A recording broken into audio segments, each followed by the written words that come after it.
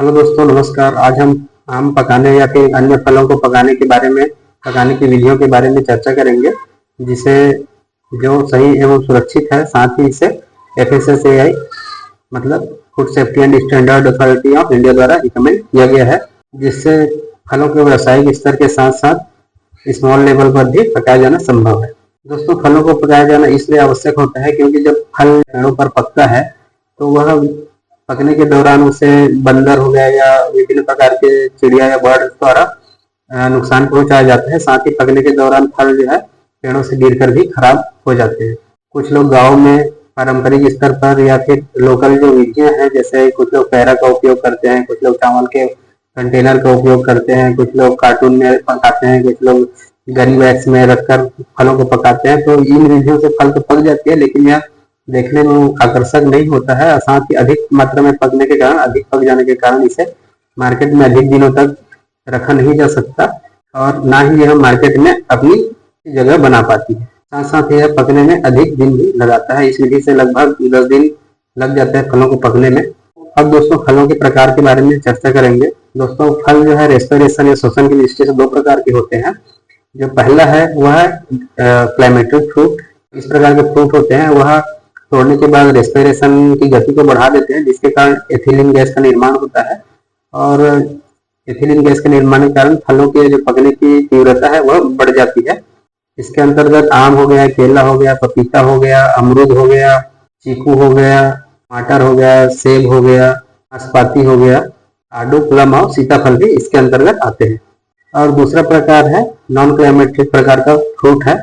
यह तोड़ने के बाद रेस्पिरेशन या श्वसन तो करता है, लेकिन उसकी गति बहुत धीमी होती है, जिसके कारण पर्याप्त मात्रा में एथिलीन गैस का निर्माण नहीं हो पाता और फल जो है पूर्ण रूप से पकने के बाद या फिर पके स्थिति में तोड़ा जाता है।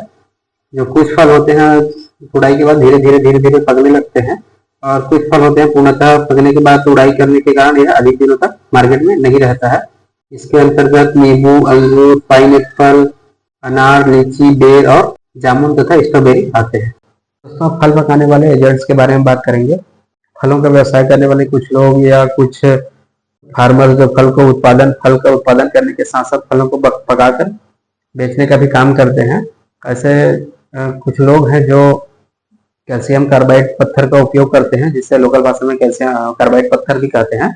उसका उपयोग करके फलों को पकाते हैं, जिससे फल की गुणवत्ता तो खराब होती ही है, साथ ही यह स्वास्थ्य के लिए भी हानिकारक होता है। यह एक कार्सिनोजेनिक केमिकल होता है या कैंसर कारक केमिकल होता है, जिसका उपयोग इंडस्ट्रियल पर्पज से किया जाता है, जैसे स्टील इंडस्ट्रीज में हो गया, रासायनिक खादों के निर्माण में हो गया और साथ ही एसिटिलीन गैस के निर्माण में करते हैं। इससे जब फलों को पकाया जाता है तो यह जो केमिकल है फलों पर अपना एक कार्सिनोजेनिक केमिकल होता है उसका निशान छोड़ देता है, जिसके कारण इसे 2011 से बंद कर दिया गया है, बैन कर दिया गया है। साथ ही FSSAI द्वारा इसमें स्पेशली अपील भी की गई है कि इस जो केमिकल है उसका उपयोग फलों को पकाने पर ना किया जाए। दोस्तों, अब हम food safety and standard authority of India द्वारा रिकमेंडेड विधि के बारे में बात करेंगे, जिसमें एक चेंबर का उपयोग किया जाता है और चेंबर का जो तापमान और आर्द्रता है वह नियंत्रित रहता है, जिसमें तापमान 18 से 25 डिग्री सेल्सियस तक तथा जो आर्द्रता है वह 90 से 95% तक रखा जाता है, जो अलग अलग फलों के लिए अलग अलग होता है। इस विधि में आम, केला, नाशपाती और टमाटर को पकाया जा सकता है तथा इस विधि में जो डिजायर्ड टेम्परेचर और आर्द्रता है वह आ जाने के बाद फलों को कैरेट्स में रखकर रैपनिंग चेंबर है उसमें रख दिया जाता है और कैरेट्स को रखने के दौरान इस बात का ध्यान रखा जाता है कि जो कैरेट्स की दूरी है, जो 2 कैरेट्स की दूरी है, साथ ही जो कैरेट और दीवार के बीच की दूरी है वह लगभग 6 इंच होनी चाहिए।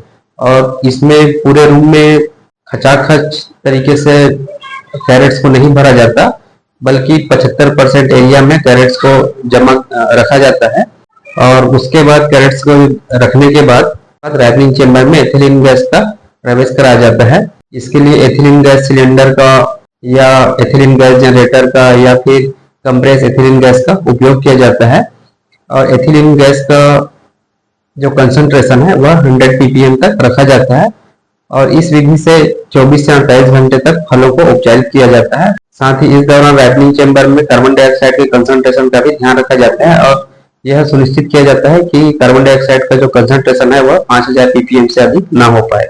24 से 48 घंटे तक उपचारित करने के बाद या ट्रीटमेंट करने के बाद इसे दूसरा जो चेम्बर रहता है जिसमें अनुकूल तापमान और आर्द्रता की स्थिति में फलों को वहां पर स्थानांतरित किया जाता है या वहां पर रख दिया जाता है। इस विधि में फलों को पकने में 4 से 5 दिन का समय लगता है।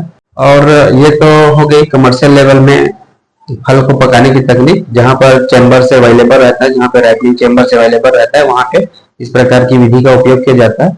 लेकिन जो छोटे मार्केट वाले स्थान होते हैं जहां पर फलों को पकाने के लिए इथेफॉन पाउच का उपयोग किया जाता है। इथेफॉन पाउच को 5 से 10 सेकंड के लिए पानी में डुबा कर रखा जाता है। उसके बाद इसे छिद्रयुक्त 5 बाई 5 बाई 5 सेंटीमीटर का एक छोटा बॉक्स में, जो छिद्रयुक्त रहता है प्लास्टिक बॉक्स में, उसमें रख दिया जाता है।